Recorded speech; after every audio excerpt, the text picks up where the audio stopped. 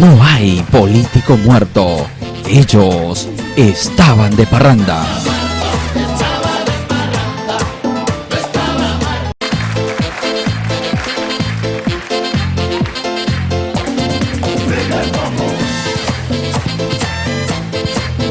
¿Cómo están, amigas y amigos? Muy buenos días. Bienvenidos a Agenda Nacional, que se transmite a través de radiofpp.com. Desde ya tenemos que darle una bienvenida al coronel Wilman Peve Heredia. Es una noticia en realidad muy importante la que tenemos aquí y que ustedes nos han venido siguiendo en esta semana respecto a un proyecto de ley del cual vamos a dar cuenta. Y también con él, dado su perfil como un profesional de los más caracterizados de la Fuerza Aérea del Perú, además él es autor de libros, de varios trabajos para el desarrollo nacional, vamos a analizar cómo está la coyuntura electoral. Eso será en la jornada de hoy. Vamos por el principio. Un gusto saludarte, estimado Wilman Peve. Realmente los amigos que están siguiendo de cerca el tema del SEMAN hoy día tienen de parte tuya de recibir una grata noticia. ¿Puedes contarnos a ver qué pasó en el Congreso de la República ayer por la noche? Bueno, antes que nada, muchas gracias por la invitación, Rafael. Gracias a la Federación de Periodistas de Perú por este apoyo inmenso que ha logrado conseguirse el objetivo de la aprobación del proyecto de ley 4018 sobre la creación del servicio de mantenimiento SEMAN Perú-SAC. Y muy buenos días a todos tus oyentes. El día de ayer, en el Congreso de la República, se ha tratado, entre otras, la aprobación por insistencia del proyecto de ley de creación del SEMAN.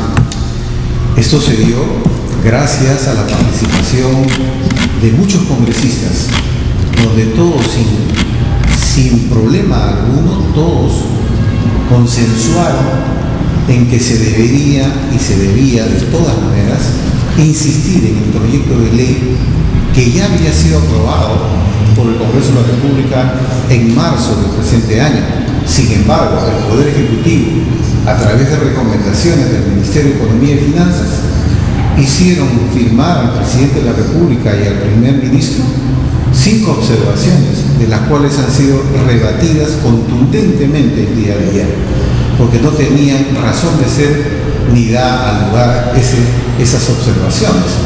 Entonces, muchos congresistas de los diferentes partidos ubicados en el Congreso de la República aprobaron por 79 votos a favor, 3 abstenciones y ninguna en contra.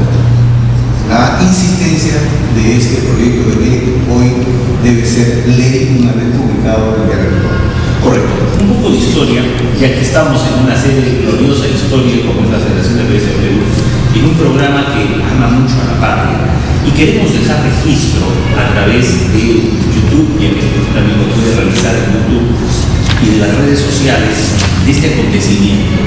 Quiero ir un poco hacia atrás. Estamos hablando de un proyecto que tenía por número el CO 4018, de fecha 26 de noviembre del 2014. Miren ustedes, estamos en 2016. Y el título de la ley era la siguiente: Ley que declara de manifiesta conveniencia nacional la creación por ley del Servicio de Mantenimiento de la Fuerza Aérea del Perú, Sociedad Anónima Cerrada, SEMAN Perú-SAC. Del 2014 a la fecha, ¿cómo ha sido este proceso, digamos, de maduración de esta ley y seguramente de perfeccionamiento en los procesos? Bueno, tenemos que agradecer que este proyecto de ley fue por iniciativa del presidente actual del Congreso de la República, Luis Iberico, justamente también con el apoyo de la Fuerza Aérea del Perú durante muchos años que queríamos nosotros tener la industria aeronáutica en marcha. Entonces, en esa época, el señor Luis Iberico presenta el proyecto de ley.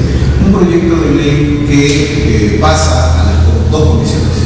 Una comisión principal, que es la comisión de descentralización, y la comisión de defensa, que también tenía que dar su opinión, Entonces, la comisión de descentralización, a medida que ha ido pasando el tiempo, no ha podido ver el tema. Y el proyecto de ley pasa como principal a la Comisión de Defensa, que sí lo vio, ¿no?, como un tema muy importante, y lo ve dentro de su comisión. Y dentro de su comisión lo aprueba, ¿no? Lo aprueban por mayoría, y que con muchas modificaciones y agregados que muchas personas han participado en mejorar el proyecto de ley original presentado por la Presidencia del Congreso de la República.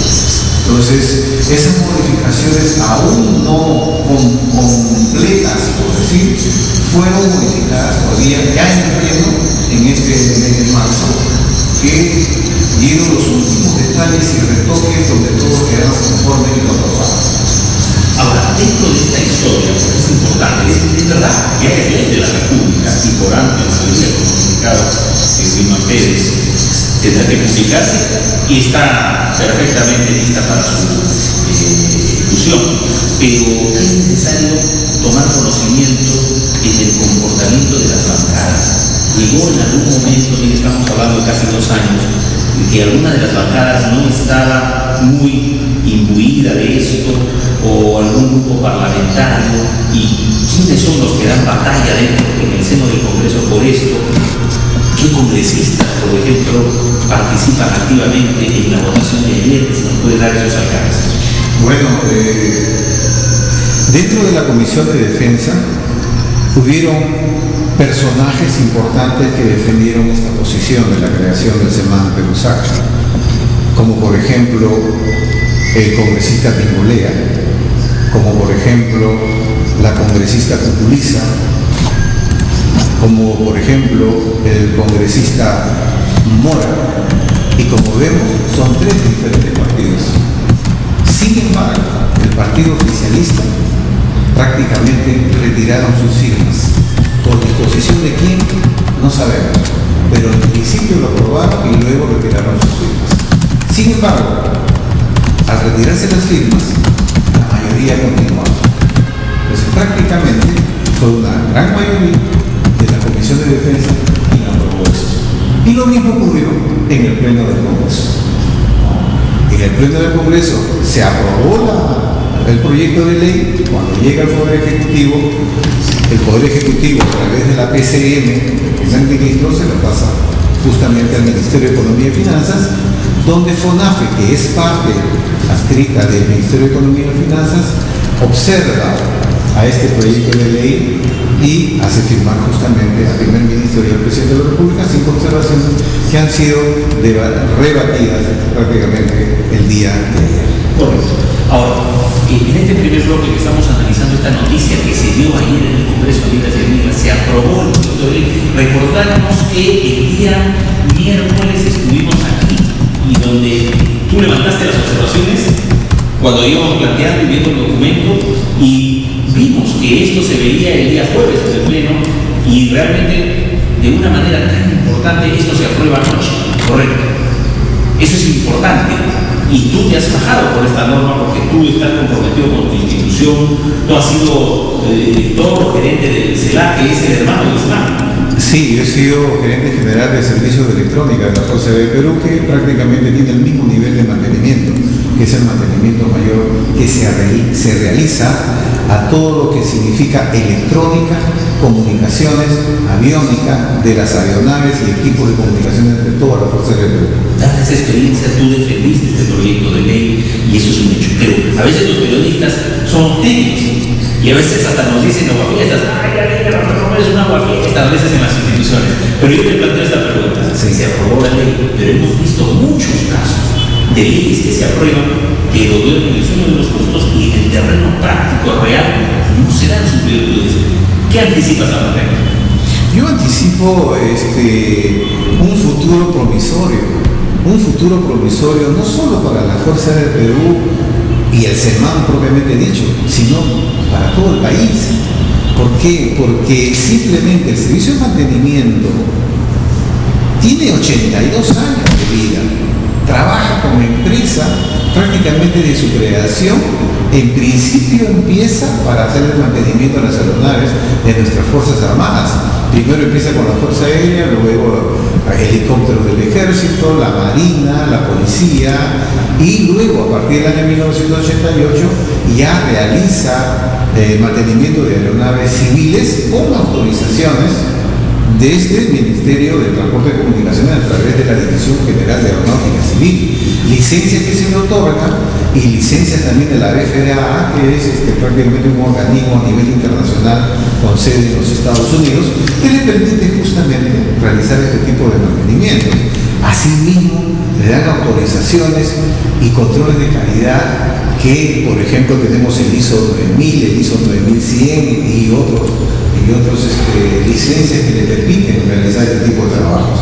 Entonces, el SEMAN lo único que necesitaba era la personería jurídica, adaptarse a las normas establecidas, primero en la Constitución Política, porque por ley expresa tiene que ser creado una empresa del Estado, donde no exista una competencia, por ejemplo, con las empresas privadas, y por eso que el Estado tiene la potestad de subsidiar, en este caso al servicio de mantenimiento, como lo hace con el CIMA, como lo hace con el FAM. Entonces, ahora el servicio de mantenimiento ya pertenece al sector defensa como empresa del Estado, adscrita al sector defensa. Y es provisorio porque siempre ha venido trabajando, necesitaba nada más personalidad jurídica para que ahora sí el SEMAN pueda salir a competir internacionalmente, porque su capacidad instalada, sus recursos humanos son de la más alta calidad de este país. Mira, nosotros estamos en la avenida Bancay, acá estamos justamente con José Diseño y los controles, muy cerca, y a 3 cuadras en Girón Junín está el MEF, el Ministerio de Economía y Finanzas. Por ahí me ha dicho un amigo que venía al edificio, oye, le he visto entrar al ministro con cara muy seria, pero habrá cara seria también seguramente, y gente del FONAPE, bueno, tienen que aceptar que ya la mayoría decidió, pero la siguiente lucha será conseguir presupuesto para el SEMAN. No lo veo así. Espero de que el Estado haga lo mismo con el SEMAN como lo ha hecho con el CIMA. Hace menos de una semana le han aprobado $100 millones para poder potenciar sus talleres.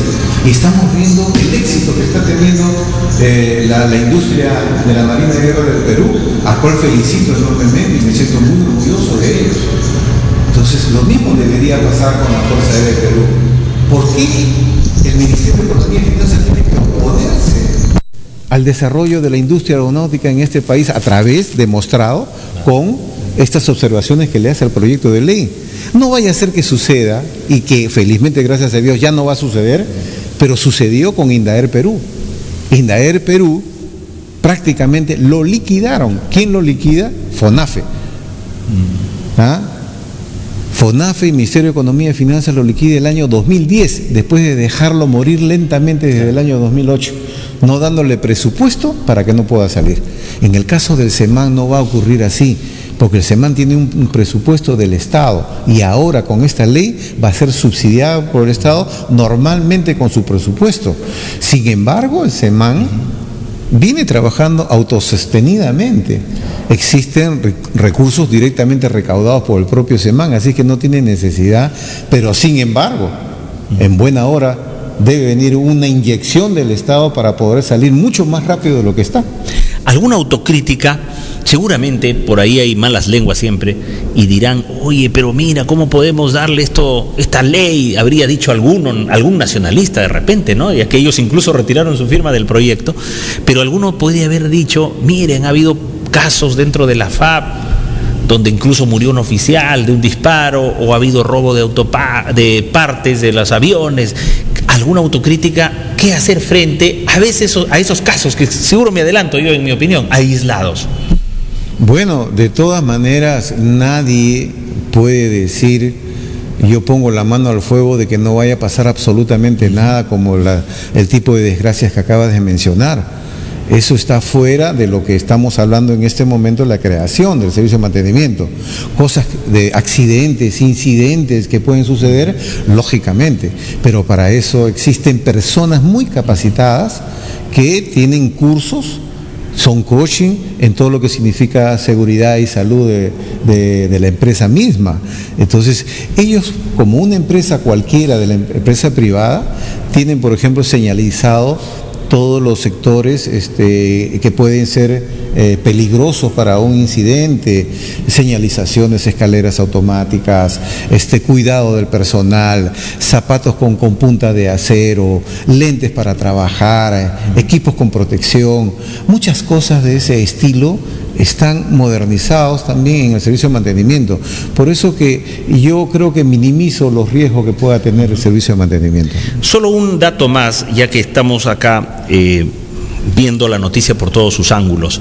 Cuando mencionaste el tema del Ministerio de Economía y FONAFE en el 2010, ¿recuerdas quiénes estaban, digamos, de ministro o qué miembros del directorio o ejecutivos estaban en FONAFE?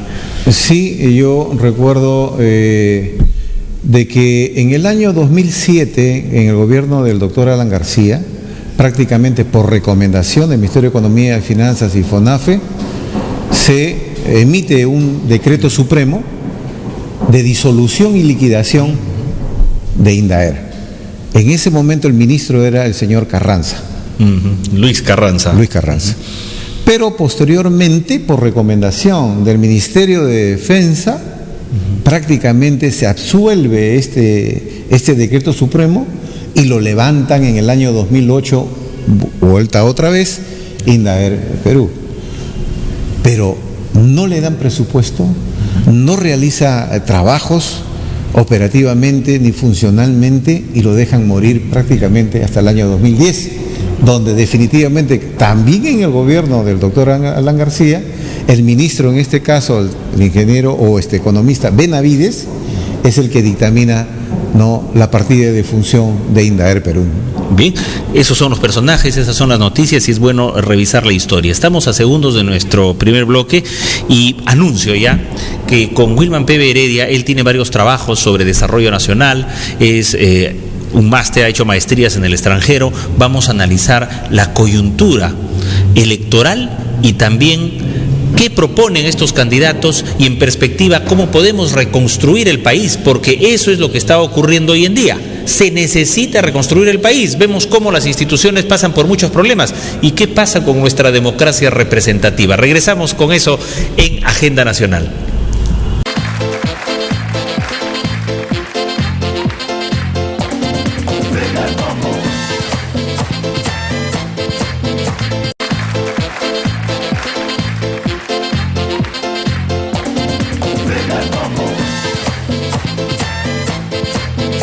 Caramba, mucha gente va a reaccionar con lo que se está diciendo aquí. Esta democracia representativa no da más y esa gente se va a sentir tocada en sus intereses, esa minoría.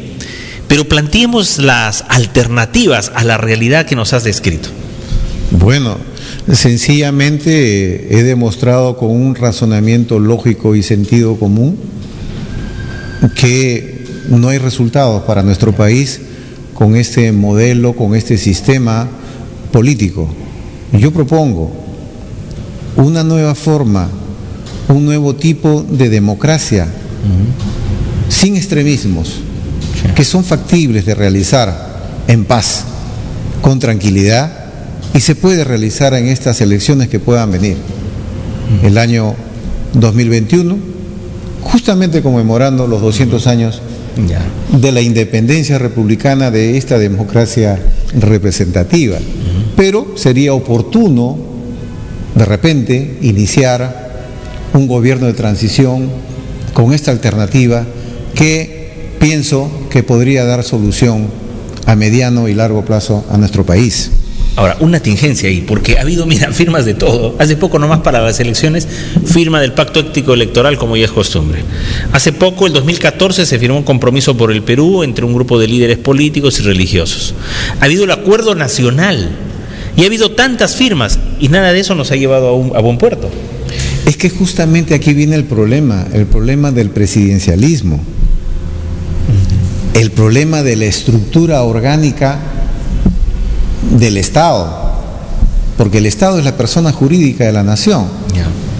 Entonces, el Acuerdo Nacional son varias personas, representan instituciones, pero no todas las instituciones, que manifiestan una posición, una visión de país, política de Estado, pero ¿quién las asume? CEPLAN, que es el organismo que planea para el desarrollo del país.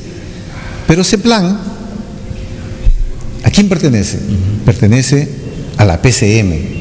Quiere decir, dentro de una estructura orgánica como es el Estado, no tiene ni voz ni voto. Vale decir, todo lo que se pueda planear en el CEPLAN es caso omiso para el presidente de la República, si es que lo desea.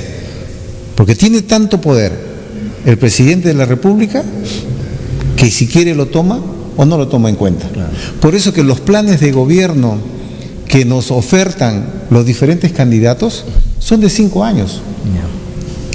Y en 5 años nosotros no podemos realizar una visión de país, no podemos encaminarlos con un plan de gobierno.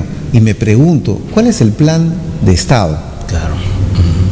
El plan de Estado, para mí, debe existir un plan basado en las visiones y en los objetivos, hacia dónde vamos. Pero esas visiones y esos objetivos deben ser propuestos no solamente por un grupo pequeño, como el Acuerdo Nacional actual, sino por todos los interesados que de una u otra manera son afectados por decisiones políticas. Las decisiones políticas que se toman en la presidencia, Poder Ejecutivo o en el Congreso de la República afectan a todos. Y el concepto de república que se basa en el imperio de la ley afectan a todos, sin considerar que existen naciones de diferentes culturas, de diferentes credos, diferentes religiones, diferentes formas de vida. No pueden estar bajo una misma ley. Ese es un grave problema. Y yo digo, por ejemplo, sobre el presidente de la República y cuáles son las funciones del presidente de la República. El presidente de la República, de acuerdo a la Constitución, es el jefe del Estado. Y como jefe de Estado, es prácticamente el jefe de los poderes. Claro. Porque todos los poderes, Poder Judicial, el Poder Legislativo y el Poder Ejecutivo, son parte del Estado. Pero también la Constitución se contradice para mí, ¿no? Que son poderes que representan al equilibrio de la democracia, ¿no? Buscamos el equilibrio para que no haya alguien que esté por encima de las cosas, ¿no? El Poder Judicial es uno, libre, el Poder Legislativo también, el Poder Ejecutivo también. Sin embargo, la Constitución manifiesta que el presidente es el jefe del Estado. Ahí un dato, porque esto es muy importante. Aparentemente las frases, el amigo televidente, el seguidor de nosotros en las redes sociales puede decir el jefe de Estado y no reparar en esto que es clave, porque acá te mandas contra toda la nomenclatura que en países hispanoamericanos se dice jefe de Estado, sí, o jefe del Estado. Hay primer gobierno en las democracias parlamentarias, pero aquí muchos países vecinos utilizan también. Quiere decir que el jefe de Estado debería representar al Poder Judicial, al Poder Legislativo, al Poder Ejecutivo, pero ahí ya comienza la democracia a ser mentirosa, porque no dice las cosas como son. Así es, ¿no? Dentro de la parte de administración, y solamente vamos a tomar como ejemplo una empresa privada, que muchos de nosotros creemos que son eficientes las empresas privadas. Muchos hablan de que son eficientes, son mejor que las empresas del Estado, y escuchamos eso casi a diario, ¿no es cierto? Te lo meten como un chip. Bueno, pues, en la cabeza, ¿no? ¿Cuál es la estructura orgánica de ellos para ser eficientes? Es una aplicación a una alternativa de solución que yo la propongo. Pero veamos qué cosa más es el presidente de la República, de acuerdo a la Constitución. Es el jefe del gobierno. También es jefe del gobierno. Concentra eso. O sea, no olvidar de que Estado es una cosa y gobierno es otra cosa. El Estado es prácticamente la nación en su conjunto, más su territorio y otras cosas más que dentro de las definiciones que se dan varían, porque cada uno a veces confunde. Pero los gobiernos no, los gobiernos son de 5 años nada más en el caso del Perú, que tienen que ver por la administración de los bienes y los recursos que tiene el Estado, ¿no? Además, es el jefe de las Fuerzas Armadas y Policiales. Él decide, el presidente, cómo debe ser la estructura prácticamente de las Fuerzas Armadas. Cuando las Fuerzas Armadas se crean desde el inicio de la historia para defender las necesidades y los intereses de una nación, de un pueblo, se crean y se arman y forman las Fuerzas Armadas del pueblo en general, no del gobierno. Entonces, ¿cómo es posible que el presidente sea jefe de las Fuerzas Armadas cuando las Fuerzas Armadas no dependen de los gobiernos, sino del Estado propio? Ahí, para mí, hay una falacia. Como antes sí, las Fuerzas Armadas, por ejemplo, los generales para ascenso dependían del Congreso de la República, que era la representación, o del Parlamento, ¿no? Es la representación del pueblo. Ahora también dice que personifica a la nación. Bueno, preside el sistema de defensa nacional, administra la hacienda pública, negocia los empréstitos, dicta medidas extraordinarias en materia económica y financiera a través de decretos de urgencia, regula las transferencias arancelarias, concede indultos y conmuta penas, saca si quiere a los narcotraficantes si quiere hacerlo, nombra embajadores y ministros plenipotenciarios, reglamenta las leyes, convoca al Congreso Legislativo Extraordinario, etcétera. ¿Qué quiere decir? Este es un hiperpresidencialismo. Cuando existe estas formas, prácticamente el poder está concentrado en una sola persona. ¿Y qué decimos cuando el poder está concentrado en una sola persona?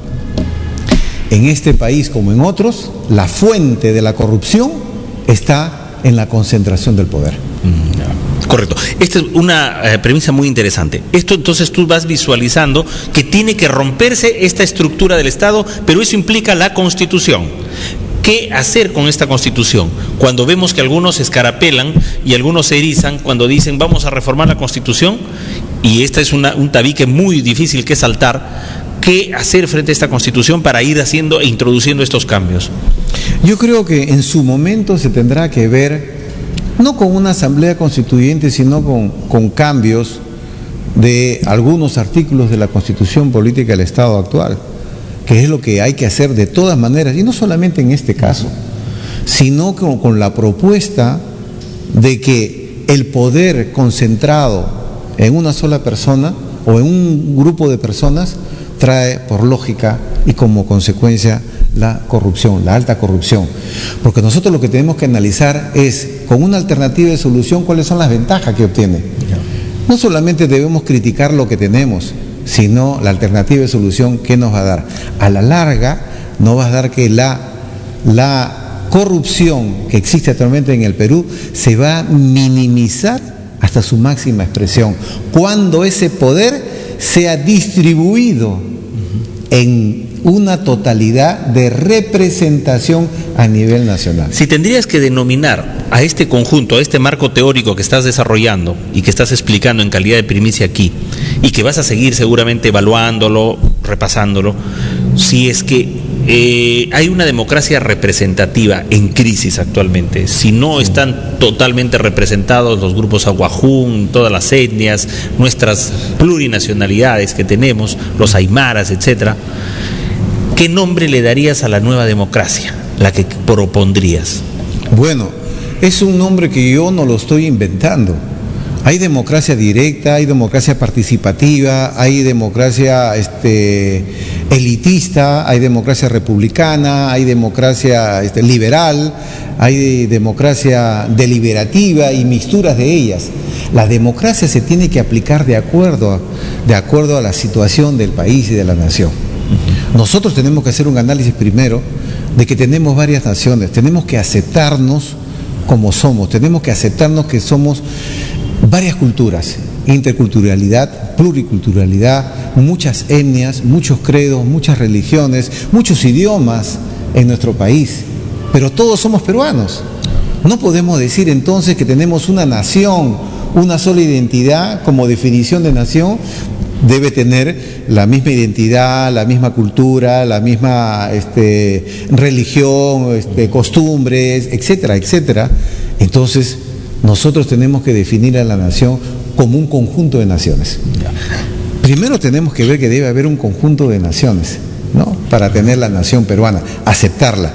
Y estas naciones tienen que estar representadas a través de la organización de ellas mismas en instituciones para que puedan ser representadas en un congreso o como se pueda llamar, llámese parlamento, llámese asamblea, llámese congreso, etcétera.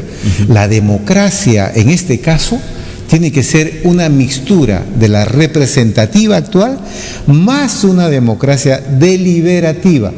Hay un pensador muy importante como Víctor Raúl Haya de la Torre, que hace más de 80 o 90 años atrás habló del Congreso Económico Nacional, aquel conformado por el capital, el trabajo y el Estado. ¿Te parece interesante esa tesis? ¿Cómo encajaría dentro de tu marco teórico? Bueno, encaja como muchos en el mundo entero. Hay ejemplos que seguir, como en Escandinavia, como en Noruega, ¿no? Como Finlandia, Dinamarca, Suecia, países ejemplos de democracia. Los países nórdicos, ¿no? Así es, son países ejemplos. Los países, por ejemplo, en Alemania, que tiene el parlamentarismo, que nombran un jefe de gobierno, son ejemplos universales. Nosotros seguimos un ejemplo de la democracia representativa, ¿no? Entonces, yo pienso que la aplicación de una democracia deliberativa, ¿por qué deliberativa? Porque es una democracia que está fundamentada en la ciencia prácticamente, ¿no? Está fundamentada en el razonamiento lógico de lo que estoy hablando en estos momentos. Sí, ahí te interrumpo, mi estimado, porque mira, nosotros tenemos un Congreso unicameral, ¿ya? 130 parlamentarios, que para más de 30 millones de habitantes realmente es minúsculo ese Congreso, pero se han creado consejos regionales que hacen la vez de la deliberación que estás diciendo de la democracia. Pero ahí, ¿cómo evalúas estos gobiernos regionales que se supone tienen sus mini asambleas, sus mini parlamentos con 25 representantes en las regiones? Bueno, yo sencillamente tengo que empezar del inicio, porque si nosotros hacemos un análisis de la situación del país, tenemos que ver la causa-efecto. Esa relación de causa-efecto, tenemos que llegar a la causa originaria de la situación de nuestro país. Prácticamente no hago un análisis de la parte de cómo yo voy a solucionar en una mediatez o un corto plazo, como los planes de gobierno. Esto no tiene nada que ver con planes de gobierno, porque no estoy hablando de planes de gobierno, estoy hablando de la causa originaria de la situación de nuestro país, en la cual es lo primero que tenemos que ver, ese análisis, ¿por qué estamos como estamos? Entonces lo que propongo yo es esta democracia deliberativa más la representativa. ¿Pero qué significa la democracia deliberativa? Deliberar viene de la palabra latín de libra, que significa balanza. Y la balanza es la balanza y el análisis de opiniones y razones. Por eso que deliberamos razonalmente de los temas y problemas. La gente, las personas tenemos que tener la capacidad de hablar, de comunicarnos y decirnos de que esto está bien o está mal. Justamente en nuestro país, el haber muchas formas de pensamiento por sus costumbres y culturas, se necesita deliberar entre todos nosotros. No es lo mismo la aplicación de una democracia deliberativa en una nación que tienen una misma costumbre, una misma religión, un mismo idioma, porque es mucho más fácil. Ahí sí se puede aplicar una democracia representativa, tajante, 100%, pero en nuestro país no se puede dar eso, porque el imperio de la ley no es lo mismo para todas las personas. Por eso que tenemos tanta polarización, tantas formas de pensar, que llegamos a insultarnos, que llegamos a odiarnos, cuando debemos buscar una misma visión de país, un acuerdo mutuo, un equilibrio para poder sacar al Perú adelante entre todos nosotros. Busquemos la forma de equilibrio para poder sacar el país. Nos queda, estimado Wilman, 2 minutos. Y quisiera en esos 2 minutos, realmente el programa queda chico para esto y tendremos que ir a otros programas conforme las investigaciones y estudios de Wilman vayan avanzando. Pero en este tiempo, en estos 2 minutos, ¿qué le dices a la juventud estudiosa del país, esa que está, por ejemplo, en las universidades y que sus catedráticos les enseñan más y más democracia representativa? ¿Qué mensaje le das a ellos para que piensen más, reestudien la República, en fin, que son jóvenes que van a tomar el mando de la nación a corto y mediano plazo? Simplemente decirles a todos nuestros muchachos que todos somos peruanos, todos somos peruanos, peruanas y peruanos que hemos nacido en este territorio que gracias a Dios nos ha dado tantos recursos naturales, y que si todos nos damos la mano, si todos hablamos no en el mismo idioma, pero hacernos entender de que la solución de nuestro país es escucharnos entre todos, entonces en ese momento nosotros vamos a minimizar hasta su máxima expresión esa diferencia que existe, esa desigualdad que existe, esa injusticia social que existe cuando vemos a niños, cuando vemos a niñas, cuando vemos a pobres en la sierra, en las cumbres, en la selva, viviendo como viven, siendo nuestros propios hermanos. ¿Por qué tiene que haber esa diferencia? Mi mensaje está para todos estos muchachos peruanos de esa manera. Pensemos en que todos tenemos el mismo derecho de salir adelante. Si todos tenemos el mismo derecho de salir adelante, entonces tenemos que conversar y tenemos que aceptarnos tal como somos. Busquemos una nación considerando a todas las naciones y etnias de nuestro país. Y no solo ellos, sino las diferentes instituciones. ¿Dónde está la representación de nuestros empresarios? ¿Dónde está la representación de nuestros trabajadores? ¿Dónde está la representación de nuestros colegios profesionales, de los sectores productivos? ¿Dónde están los agricultores? ¿Dónde están los pescadores? ¿Dónde están los mineros? ¿Dónde están nuestros viejitos, que son los retirados de nuestras Fuerzas Armadas y de las partes civiles? ¿Dónde están los estudiantes? ¿Dónde están los deportistas? Ellos tienen que estar representados en nuestro país, porque de una u otra forma ellos reciben todas estas decisiones que se emiten en las autoridades de nuestro país. Yo, por último, agradezco la oportunidad que me brindan para poder expresarme ante todo este público y especialmente a nuestro joven. Pensemos que el país aún está para poder sacarlo adelante. Perfecto. Pero con otra democracia que se llama una democracia deliberativa más la actual democracia representativa. Muchas gracias. Así son los procesos históricos. Gracias, Wilman Peve. Son procesos que se van dando en el tiempo y esperemos mejorar esta democracia. Amigas y amigos, gracias a la Federación de Periodistas del Perú, gracias a todo el equipo de producción y nos vemos en la próxima. Así es, en Agenda Nacional. Un abrazo para todos.